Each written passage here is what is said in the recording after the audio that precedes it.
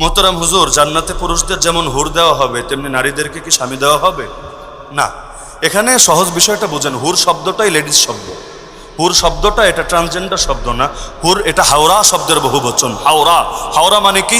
ডাগর ডাগর চোখ বিশিষ্ট সুন্দরী নারী, তাদেরকে একজনকে বলে হাওরা আর অনেকজনকে বলে হুর, আল হুরুল আইন। তো জান্নাতে পুরুষদেরকে হুর দেওয়া হবে তাদের জন্য উপহার হিসাবে। নারী যারা থাকবে, দুই রকম নারী থাকবে। একরকম নারী হলো যাদের দুনিয়াতে আগ থেকে স্বামী আছে, স্বামীও জান্নাতি, সেও জান্নাতি, তো তারে আলাদা হুর দিবে আবার কিসের লাইগারে ভাই? তাহলে স্বামীও এদিকে আছে, ওদিকে আবার আরেকজন আছে। দুনিয়াতেই তো এইরকম কাজ কেউ করলে তারে 12 ভাতারি বলে, মানুষ তারে ভালো বলে না, তারে খারাপ বলে। তো সেখানে জান্নাতে যাওয়ার পর এই প্রশ্নই বা আসবে কিভাবে? হ্যাঁ, বলতে পারেন কিছু মেয়ে তো এমন আছে যাদের বিয়ে শাদী হয় নাই, অথবা হয়েছে তবে স্বামী জান্নাতি হয় নাই, জাহান্নামী হয়েছে, স্থায়ী জাহান্নামী একদম। যদি এমন হয় কিছুকাল জাহান্নামে পরে জান্নাতে, এটা না, স্থায়ী জাহান্নামে কিন্তু সে জান্নাতি হয়েছে, তাহলে এইসব নারীদের কি হবে? এটার ব্যাখ্যা আবু হুরায়রা রাদিয়াল্লাহু আনহু এক হাদিসে আছে। তিনি বলেন, যখন জান্নাতি জান্নাতে প্রবেশ করবে, করার পরে না, যখন জান্নাতি ব্যক্তিকে আল্লাহ জান্নাতে প্রবেশ করাবেন, প্রত্যেকের সঙ্গে 2 জন করে নারী থাকবে, 2 জন করে স্ত্রী থাকবে। তো জান্নাতে তো ঢোকেই নাই, এখনো ঢুকবে, মাত্র ঢুকবে।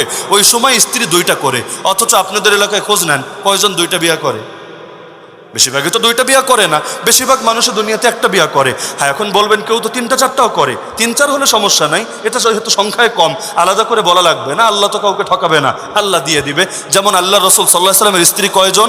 11 জন। নবী বলেন, এরা দুনিয়াতেও আমার সঙ্গিনী, জান্নাতেও আমার সঙ্গিনী। তাহলে সাধারণভাবে প্রত্যেকের সঙ্গে 2 জন করে স্ত্রী থাকবে। তো বিয়ে করলেন একটা, বউ হয়ে যাবে 2টা, আর একটা কি ফটোকপি হবে না ক্লোন কপি হবে? এগুলো কিচ্ছু না। বরঞ্চ অনেক মুহাদ্দিসরা ব্যাখ্যা করেছেন, দুনিয়াতে যাদের বিয়ে হয় নাই, অথবা হলেও স্বামী স্থায়ী জাহান্নামে জান্নাতি হয় নাই, অথবা অন্য যে কোনো ঝামেলা হয়েছে, আল্লাহ তাআলা তাদেরকেও মিলিয়ে দিবেন মুমিনদের সাথে। কারণ জান্নাতে আল্লাহ কাউকে অতৃপ্ত রাখবেন না, সবারই সঙ্গী থাকবে। কিন্তু কোনো আয়াতে বা কোনো হাদিসে এমন বলা নাই যে নারীদের জন্য হুর থাকবে। আর হুর শব্দটাই আমি বলেছি স্ত্রীবাচক শব্দ, পুরুষবাচক শব্দ না। তো যদি বলেন নারীর জন্য হুজুর লেডিস থাকবে নাকি, আরে ভাই এই প্রশ্ন কেমন? নারীর জন্য আবার নারী থাকবে কি করতে?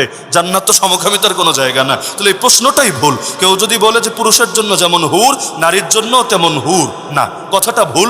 বরঞ্চ আল্লাহ তাআলা তাদেরকে মুমিন পুরুষদের সাথে মিলিয়ে দেবেন ইনশাআল্লাহ।